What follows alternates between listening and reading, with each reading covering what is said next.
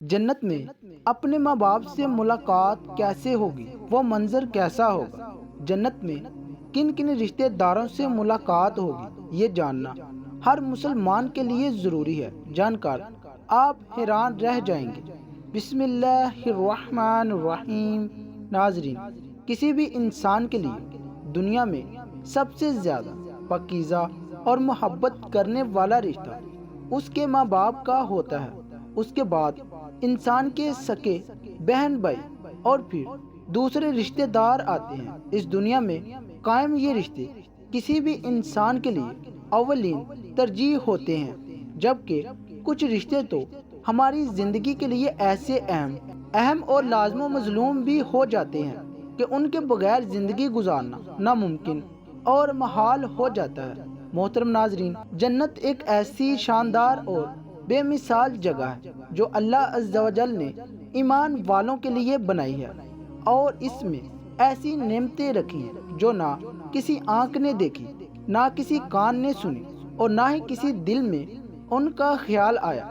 جنت کے بارے میں جو کچھ بیان کیا جاتا ہے وہ صرف سمجھانے کے لیے ہوتا ہے، ورنہ دنیا کی اعلیٰ ترین چیزوں کا بھی جنت کی کسی نعمت سے کوئی مقابلہ نہیں۔ لیکن اب سوال یہ ہے کہ کیا انسان کی نہ ختم ہونے والی زندگی یعنی جنت بھی ہمارے یہ اہم اور پاکیزہ رشتے کیا ہمارے ساتھ ہوں گے؟ یعنی جنت میں یہ سوال اکثر ہمارے ذہنوں میں آتا ہے کہ اس دنیا میں ہمارا سب سے عظیم رشتہ یعنی ہماری ماں، ہمارا باپ، کیا جنت میں بھی ہمارے ساتھ ہوں گے؟ اس بات کا جواب ہم حدیث کی روشنی میں معلوم کرنے کی کوشش کرتے ہیں۔ حدیث میں یہ ہے کہ جب کوئی روح علیین میں پہنچتی ہے تو وہاں پر موجود روحیں اس سے ملنے آتی ہے اور دنیا میں اپنے رشتہ داروں کے بارے میں معلوم کرتی ہے، اور اس طرح سے جب کوئی انسان مرنے کے بعد علیین میں پہنچتا ہے تو اس کے رشتہ دار اس سے ایسے ملتے ہیں جیسے کسی دور دراز سے آنے والے مسافر سے ملاقات کی جاتی ہے، اور دونوں آپس میں مل کر بہت خوش ہوتے ہیں۔ ارشاد باری تعالیٰ ہے، اے میرے بندو، آج تم پر نہ کوئی خوف طاری ہوگا اور نہ تم غمگین ہوں گے۔ میرے وہ بندے جو ہماری آیتوں پر ایمان لائے تھے اور فرما بردار رہے تھے، تم بھی اور تمہاری بیویاں بھی خوشی سے چمکتے چہروں کے ساتھ جنت میں داخل ہو جاؤ۔ ان کے آگے سونے کے پیالے اور گلاس گردش میں لائے جائیں گے، اور اس جنت میں ہر وہ چیز ہوگی جس کی دلوں کو خواہش ہوگی اور جس میں آنکھوں کو لذت حاصل ہوگی۔ ان سے کہا جائے گا کہ اس جنت میں تم ہمیشہ رہو گے۔ محترم ناظرین، ان آیات سے یہ بات ثابت ہوتی ہے کہ جنتی مردوں کی بیویاں بھی جنت میں ان کے ساتھ ہی ہوں گی اور ایک ساتھ ہی جنت میں رہیں گے۔ وہاں جنت میں انہیں ہر وہ چیز مہیا کی جائے گی جس کی وہ خواہش کریں گے۔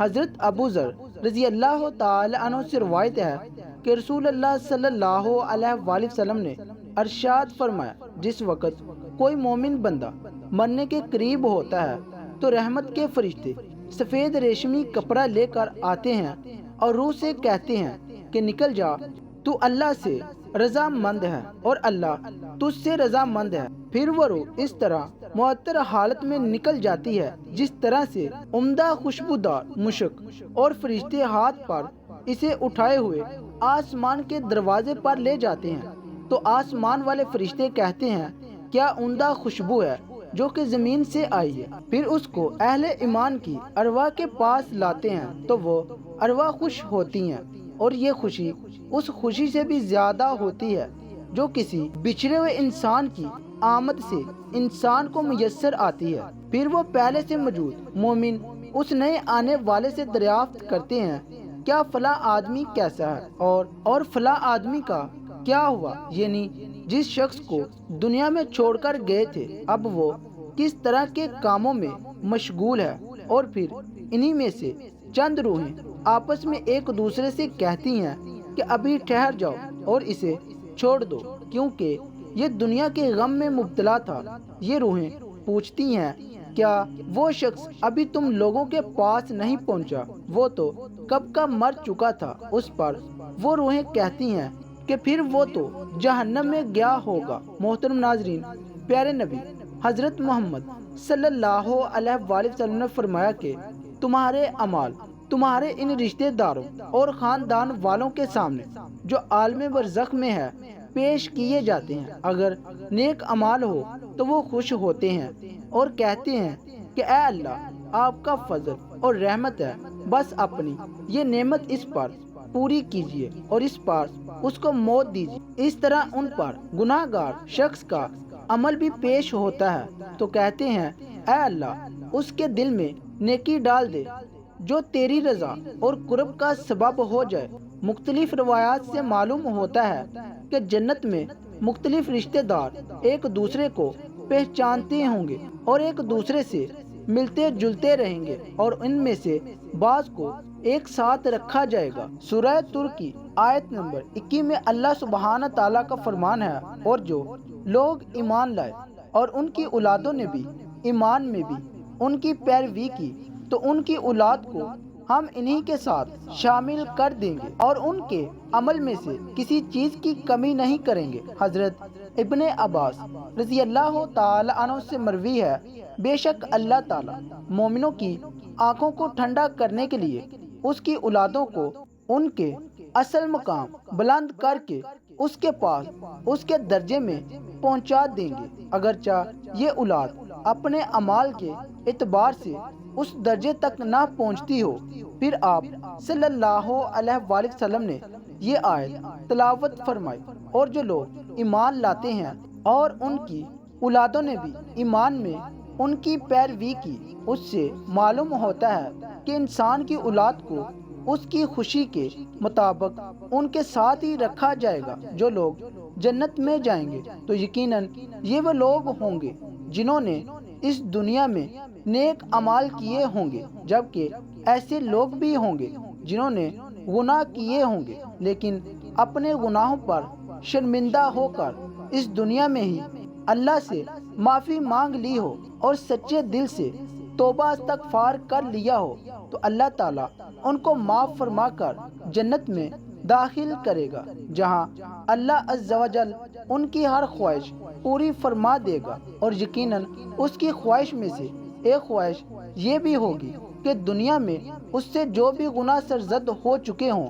یا کوئی گناہ والے اعمال اس نے کیے ہوں تو اس سے وہ تمام عمل بلا دیے جائیں، کیونکہ جنت امن اور سکون کی جگہ ہوگی جہاں منفی خیالات اور غم و غصہ کی کوئی گنجائش نہ ہوگی، اور ایک مومن اور جنتی کے لیے ہر طرف خوشحالی ہی خوشحالی ہوگی، جیسا کہ سورۃ البقرہ آیت نمبر 5 میں ارشاد باری تعالیٰ ہے، اور جو لوگ ایمان لائے اور نیک عمل کرتے رہے ان کو خوشخبری سنا دو کہ ان کے لیے جنت کے باغ ہیں جن کے نیچے نہریں بہہ رہی ہیں۔ جب انہیں ان میں سے کسی قسم کا کھانا کھانے کو دیا جائے تو کہیں گے یہ تو وہی ہے جو ہم کو پہلے بتایا گیا تھا، اور انہیں ایک دوسرے کے ہم شکل بھی دیے جائیں گے، اور وہاں ان کے لیے پاک بیویاں ہوں گی اور وہ جنت میں ہمیشہ رہیں گے۔ محترم ناظرین، ایک اور حدیث میں ہے کہ رسول اللہ صلی اللہ تعالی علیہ وآلہ وسلم نے فرمایا، جب اہل جنت جنت میں داخل ہوں گے اور ان میں سے کسی کو اپنے بھائیوں اور رشتہ داروں سے ملنے کی خواہش ہوگی، اس کا بستر اسے اڑا کر ان کے بستروں کے برابر پہنچا دے گا، اور پھر دونوں تکیہ لگا کر دنیا میں گزرے ہوئے دنوں کے بارے میں باتیں کرنے لگیں گے۔ ان میں سے ایک اپنے ساتھی سے کہے گا کہ اے فلاں، تمہیں یاد ہے کہ اللہ نے فلاں دن اور فلاں فلاں جگہ پر ہماری مغفرت فرمائی تھی، ہم نے اللہ سے دعا کی تھی اور اللہ نے ہمیں مغفرت کا پروانہ عطا فرما دیا تھا۔ رسول کریم صلی اللہ علیہ وآلہ وسلم کے مجاز مبارک کے بارے میں متعدد حدیث مبارک میں بیان کیا گیا ہے کہ آپ صلی اللہ علیہ وآلہ وسلم تنہائی شگفت مجاز تھے اور نرم و محبت سے اور مسکرا کر بات کیا کرتے تھے، تاہم کئی بار آپ صلی اللہ علیہ وآلہ وسلم سے بے اختیار ہانس بھی دیتے، مگر یہ اس وقت ہوتا جب آپ صلی اللہ علیہ وآلہ وسلم آخرت کے حالات بیان فرما رہے ہوتے تھے۔ امام عسقلانی رحمۃ اللہ علیہ فرماتے ہیں، یہ کہا گیا ہے کہ آپ صلی اللہ علیہ وآلہ وسلم صرف آخرت کے اموار میں ایسا کرتے تھے۔ اگر کوئی معاملہ دنیا سے متعلق ہوتا تو اس پر آپ صلی اللہ علیہ وآلہ وسلم صرف تبسم فرمایا کرتے تھے۔ آپ صلی اللہ علیہ وآلہ وسلم نے ایک بار صحابہ کرام کو یہ آگاہ کیا کہ روز محشر جب کسی کو جہنم سے نکال کر جنت میں بھیجا جائے گا تو اس کی حالت کیا ہوگی۔ اس پر آپ صلی اللہ علیہ وآلہ وسلم نے ہنس کر واقعے کا حوالہ بیان کیا۔ بخاری شریف اور مسلم شریف میں یہ متفق حدیث مبارک یوں بیان کی گئی ہے کہ حضرت عبداللہ بن مسعود رضی اللہ تعالی عنہ سے روایت ہے کہ حضور نبی کریم صلی اللہ علیہ وآلہ وسلم نے فرمایا، مجھے اچھی طرح معلوم ہے کہ سب سے آخر میں جہنم سے کون نکالا جائے گا، یہ سب سے آخر میں کون جنت کے اندر داخل ہوگا۔ یہ آدمی اپنے جسم کو گھسیٹتا ہوا جہنم سے باہر نکالے گا، چنانچہ اللہ تعالیٰ اس سے فرمائے گا جا جنت میں داخل ہو جا۔ وہ جنت میں داخل ہوگا تو اسے گمان گزرے گا کہ شاید یہ بری ہوئی ہے، چنانچہ وہ واپس لوٹ کر عرض گزار ہوگا، اے رب وہ تو بری ہوئی ہے۔ بس اللہ تعالیٰ اس سے فرمائے گا جا جنت میں چلا جا، لہذا جنت میں داخل ہو گیا۔ جنت میں جا کر پھر گمان گزرے گا کہ شاید یہ بھی بری ہوئی ہے، واپس لوٹ کر پھر عرض کرے گا، اے رب العالمین میں نے تو وہ بری ہوئی پائی ہے۔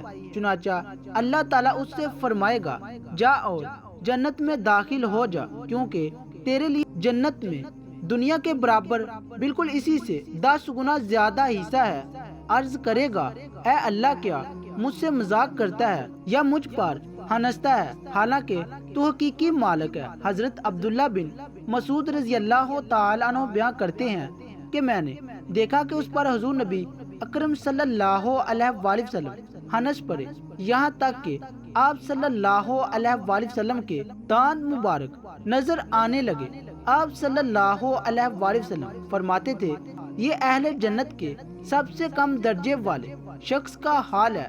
حضرت ابو سعید سے روایت ہے کہ رسول اللہ صلی اللہ علیہ وآلہ وسلم نے فرمایا، جو آدمی سب سے آخر میں جنت میں داخل ہوگا وہ گرتا پڑتا اور گھسیٹتا ہوا دوزخ سے اس حال میں نکلے گا کہ دوزخ کی آگ اسے جلا رہی ہوگی، پھر دوزخ سے نکل جائے گا تو پھر دوزخ کی طرف پلٹ کر دیکھے گا اور دوزخ سے مخاطب ہو کر کہے گا کہ بڑی بابرکت ہے وہ ذات جس نے مجھے تجھ سے نجات دی، اور اللہ تعالیٰ نے مجھ سے وہ نعمتیں عطا فرمائی ہے کہ اولین اور آخرین میں سے کسی کو بھی وہ نعمت عطا نہیں فرمائی۔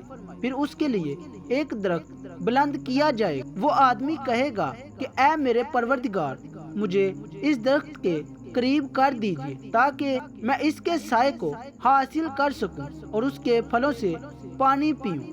اللہ تعالیٰ فرمائے گا، اے ابن آدم اگر میں تجھے یہ دے دوں تو پھر اس کے علاوہ تو اور کچھ نہیں مانگے گا۔ وہ عرض کرے گا کہ نہیں اے میرے پروردگار۔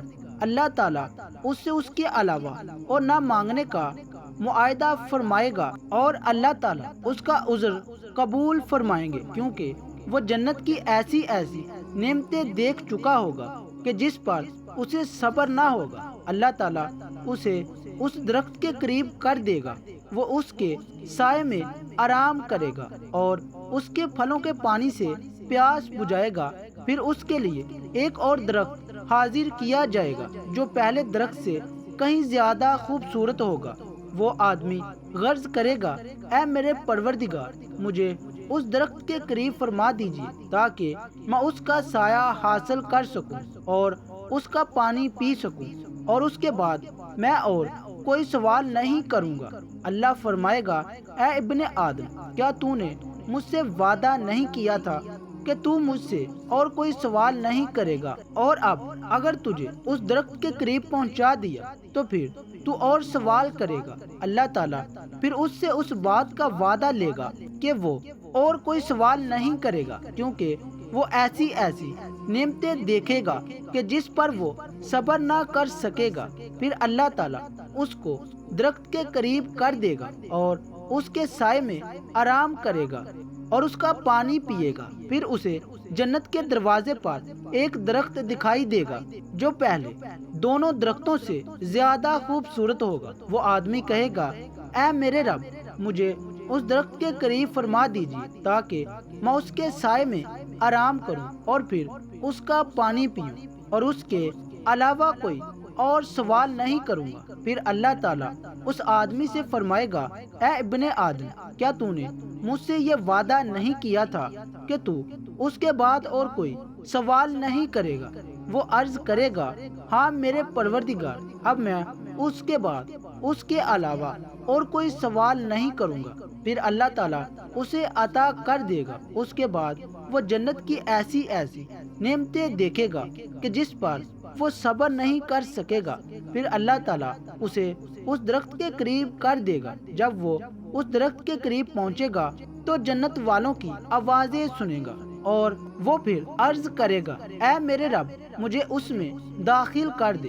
تو اللہ فرمائے گا، اے ابن آدم، تیرے سوال کو کون سی چیز روک سکتی ہے کہ تو اس پر راضی ہے کہ تجھے دنیا اور دنیا کے برابر دیا جائے؟